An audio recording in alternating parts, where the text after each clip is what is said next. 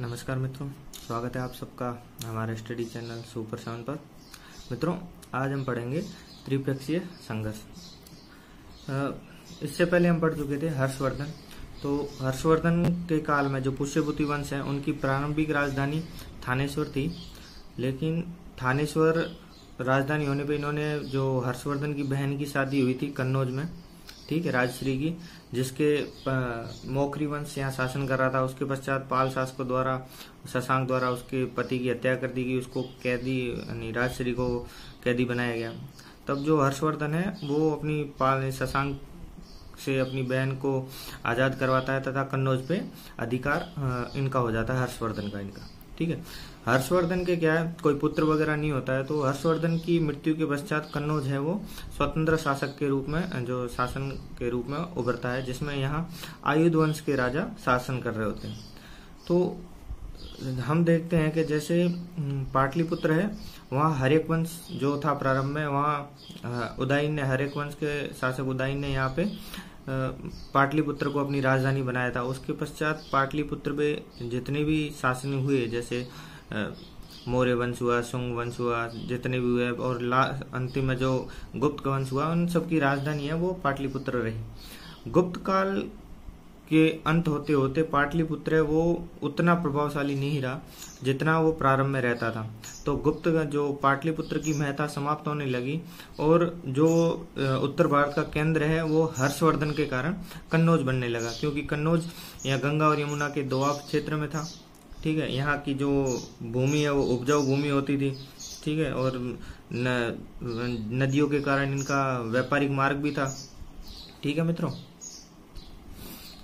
इन व्यापारिक मार्गों तथा उपजाऊ भूमि तथा जो यहाँ शासन कर रहे थे, मतलब केंद्र शक्ति तो थी जब हर्षवर्धन की ये राजधानी थी, तो जो यहाँ का शासन था आयुध वंश का वो कमजोर होने लगा।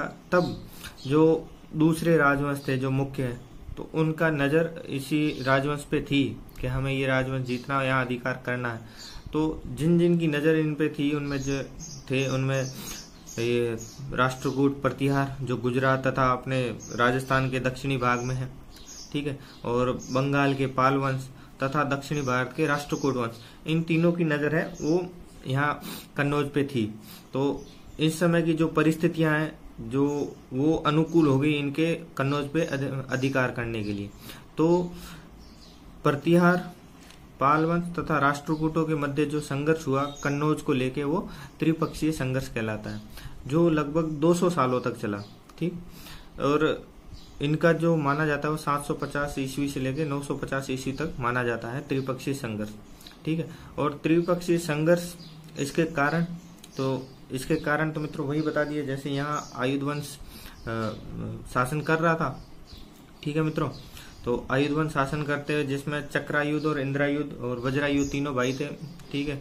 चक्रायुध, जब इंद्रायुध यहाँ शासन कर रहा था, तब चक्रायुध पाल वंश के यानी इनकी शरण में चला जाता है, क्यों ये राजा बनना चाहता था चक्रायुध, ठीक है।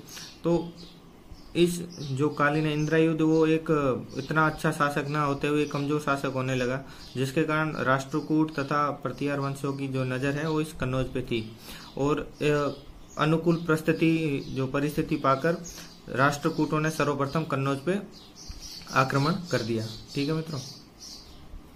इंद्रायुध को वत्सराज ने पराजित कर दिया। यही मौका पाके पाल वंश का जो शासक था धर्मपाल, ठीक है, धर्मपाल ने भी यहाँ आक्रमण किया कन्नौज का। तो वत्सराज का धर्मपाल के साथ संघर्ष युद्ध होता है, जिसमें वत्सराज विजयी होता है, ठीक है।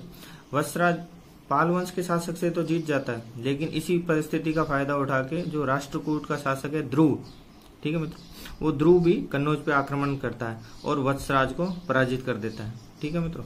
और वत्सराज को पराजित करने के बाद राष्ट्रकूट का जो शासक ध्रुव है वो कन्नौज पे अधिकार कर लेता है। कन्नौज जैसे उत्तरी भारत में था तथा राष्ट्रकूट क्या है ये दक्षिणी भारत के थे। तो ध्रुव है वो उत्तरी भारत में ज्यादा न रह के यहाँ से थोड़ा वो धन लेके वो अपने राज्य वापिस चला जाता है, ठीक है, दक्षिणी भारत में। तो ये पुनः वैसा ही हो जाता है, कन्नौज जैसा पहले था, ठीक है। तो जो कन्नौज पे आक्रमण होते हैं और त्रिपक्षीय संघर्ष होते हैं, इनको हम क्या है कि अलग अलग खंडों में विभाजित कर सकते हैं, भाई कितने आक्रमण हुए, ठीक है। तो ये दौर या खंड जो कहेंगे, ये निरंतर जो युद्ध होता रहा आपस में, वो उनको हम दौर में या खंड में यानी जो है डिवाइडेड कर सकते हैं। ठीक है, तो जो पहला दौर था उसमें राष्ट्रकूटों की विजय होती है। ठीक है, कुल मिला के, क्योंकि प्रतिहार शासक वत्सराज ने आक्रमण किया कन्नौज पे, धर्मपाल से युद्ध हुआ, धर्मपाल हार जाता है। उसके पश्चात राष्ट्रकूट का शासक ध्रुव आक्रमण करता है कन्नौज पे और वत्सराज को पराजित कर कन्नौज पर आक्रमण कर लेता है। ये था इसका प्रथम दौर। कुल मिला के इसके 6-7 दौर युद्ध हुए हैं, जिसका अंतिम निर्णय यही निकलता है कि प्रतिहार शासक है जो वो अंतिम रूप से कन्नौज के शासक बनते हैं। तो इसके बीच में जो अंतिम रूप से जो शासक प्रतिहार वंश करता है, उसके बीच में जो जो दौर हुए उनके बारे में हम पढ़ेंगे। ठीक है मित्रों, उससे पहले हम देख लेते हैं कि भाई तीनों राजवंश थे, जैसे प्रतिहार वंश ये गुजरात का तथा राजस्थान का दक्षिणी भाग, यहाँ पाल वंश बंगाल के पास, राष्ट्रकूट कर्नाटक का जो भाग था वहाँ राष्ट्रकूट वंश था। इनके जो शासक हुए, इनमें गुर्जर प्रतिहार जो थे, ठीक है, इनका राष्ट्र प्रतिहार, इनके शासक था वत्सराज, फिर नागभट्ट द्वितीय, मिहिर भोज, महेंद्रपाल तथा महिपाल। ठीक है, ये कुल शासक हुए। यहाँ राष्ट्रकूटों में ध्रुव, गोविंद तृतीय, इंद्र तृतीय तथा कृष्ण तृतीय ये शासक हुए जो इस त्रिपक्षीय संघर्ष में भाग लेते हैं।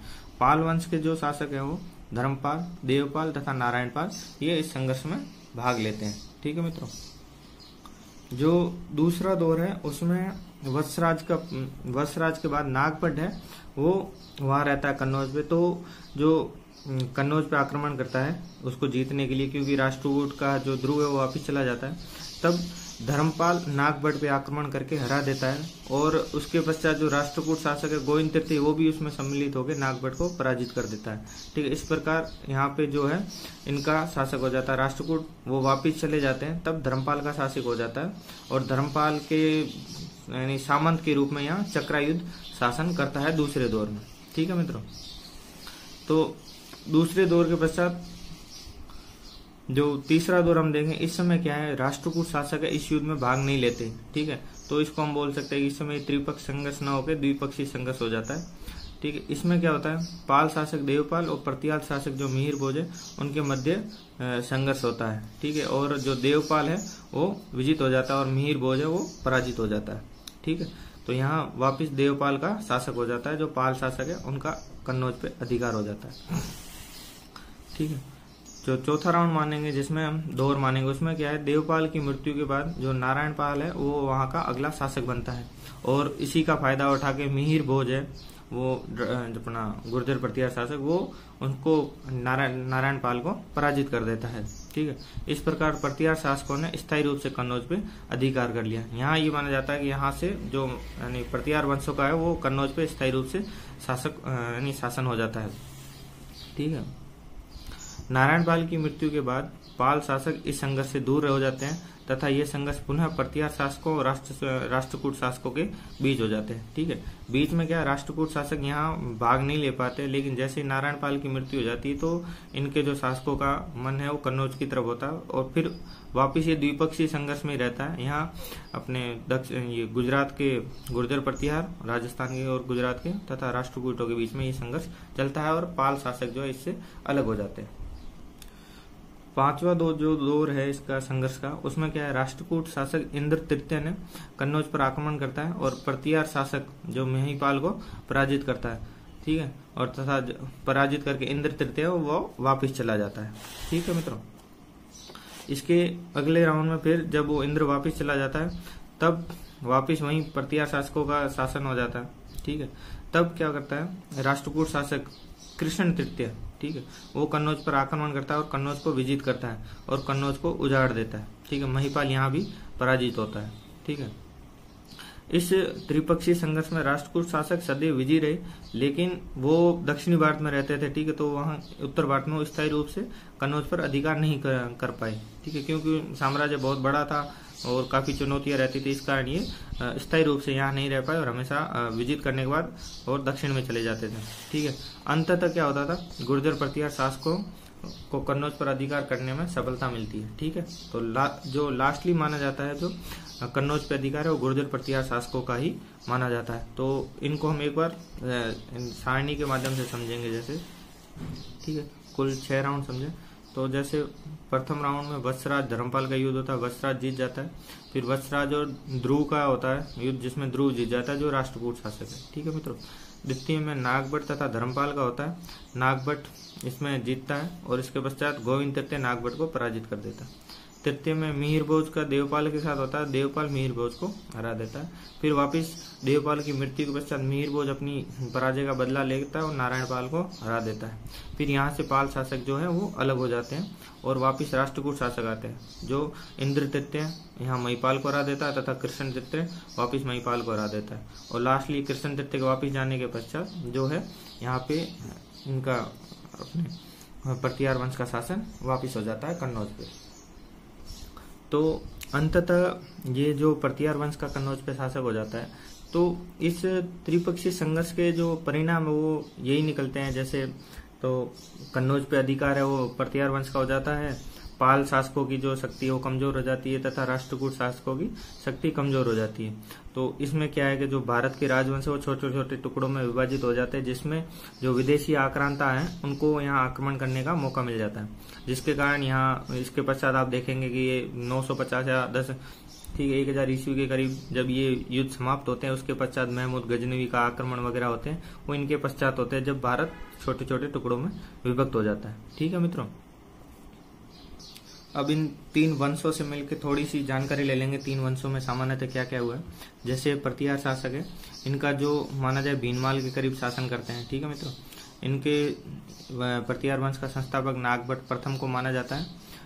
त्रिपक्षीय संघर्ष की शुरुआत है वो वत्सराज करता है जो धर्मपाल को पराजित करता है। ठीक है। और इसमें आगे नागभट्ट द्वितीय धर्मपाल को पराजित करता है तथा गोविंद तृतीय से पराजित होता है। और जो मुख्य प्रतिहार वंश का शासक माना जाता है मिहिर भोज माना जाता है, जिसने कन्नौज पे स्थायी अधिकार स्थापित किया था। ठीक है। यह मिहिर भोज है आदिवरा तरफ प्रभास की उपाधि धारण करता है। ठीक है। इस समय अरब यात्री सुलेमान भारत की यात्रा करता है। ठीक है। तो जो प्रतिहार वंश के समय 2 अरब यात्री यानी भारत की यात्रा करते हैं, एक सुलेमान यात्रा करता है तथा एक अल मसूदी यात्रा करता है। ठीक है मित्रों। तो सुलेमान जो मीर भोज के समय यात्रा करता है तथा जो अल मसूदी है वो महिपाल के समय यात्रा करता है। ये कई बार परीक्षाओं में प्रश्न पूछे गए हैं कि जो अरब यात्री है सुलेमान वो किसके समय भारत की यात्रा करता है, तो वो मीर भोज के समय, तथा जो अल मसूदी है वो इन्हीं के वंशज महिपाल के काल में भारत की यात्रा करता है। और सुलेमान ने मीर भोज को अरबों का स्वाभाविक शत्रु कहा है। ठीक है मित्रों। जो अरबों का स्वाभाविक शत्रु है वो सुलेमान ने मीर भोज को कहा है। इनके पश्चात महेंद्रपाल है, इसके दरबारी जो विद्वान है उनमें राजशेखर है। ठीक है। जिनकी पुस्तक है कपूर मंजरी, काव्य मीमांसा, विशाल भंजिका, बाल रामायण, बाल भारत, ये महेंद्रपाल के दरबारी कवि राजशेखर की पुस्तकें हैं। ठीक है। महेंद्रपाल के पश्चात जो शासक है इनका मुखिया वो महिपाल है और इसी के समय अरब यात्री अल मसूदी भारत की यात्रा करता है। इनके समय इनकी राजधानी भीनमाल थी, प्रतिहारों की। अल मसूदी ने गुर्जर प्रतिहारों को अल गुर्जर कहा है और अल मसूदी ने राजा को बोरा कहा है। ठीक है मित्रों। राष्ट्रकूट वंश में जो माने जाए इनकी जो राजधानी वो मानी जाती है मान्यकेत। ठीक है। दक्षिण में इनका संस्थापक दंती दुर्ग माना जाता है। ठीक है मित्रों। और राजधानी मान्यकेत है। और इनके जो मुख्य शासकों में कृष्ण प्रथम, जिसने एलोरा के कैलाश मंदिर का निर्माण करवाया। ठीक है। और एलोरा की जो गुफाएं हैं वो औरंगाबाद महाराष्ट्र में है। ठीक है। अजंता और एलोरा की गुफाएं, अजंता की गुफाएं भी औरंगाबाद में ही है। जो हमने पहले पढ़ा कि वो गुफाएं टोटल 29 है, कहीं कहीं 30 मिलती है। ठीक है। जिसमें 1, 2, 16, 17, 9, 10 ये 6 गुफाएं वर्तमान में है। ठीक है। तो एलोरा की गुफाएं भी औरंगाबाद में है। ठीक है। यहाँ कुल गुफाएं 34 है। ठीक है मित्रों। ठीक है। 34 गुफाएं राष्ट्रकूटों के शासन के समय इनका निर्माण हुआ। जो एलोरा की गुफाएं उनकी हिंदू और बौद्ध जैन तीनों धर्मों की यहाँ मूर्तियां हैं। जो एलोरा के कैलाश मंदिर की खास बात है वो ये है कि यहाँ एक पहाड़ी को काट कर बनाया गया है। ठीक है। और इसे गुफा मंदिर भी कहते हैं।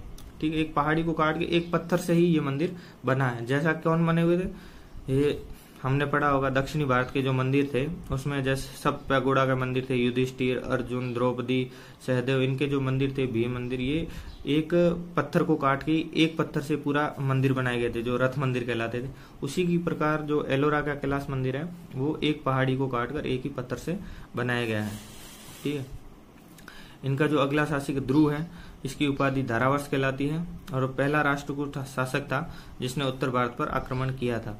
ठीक है, और इसने शासक आक्रमण करके कन्नौज को विजित किया था, वत्सराज को पराजित किया था। ठीक है, इसके पश्चात गोविंद तृतीय प्रतिहार शासक नागभट्ट द्वितीय को पराजित करता है। अमोघ वर्ष है जो जैन धर्म को संरक्षण देता है राजकीय, और इसके दरबार में जो विद्वान था वो जिनसेन, ठीक है, जिसने आदि पुराण लिखा था। और अमोघ वर्ष है वो त्रिपक्षीय संघर्ष में भाग नहीं लेता है।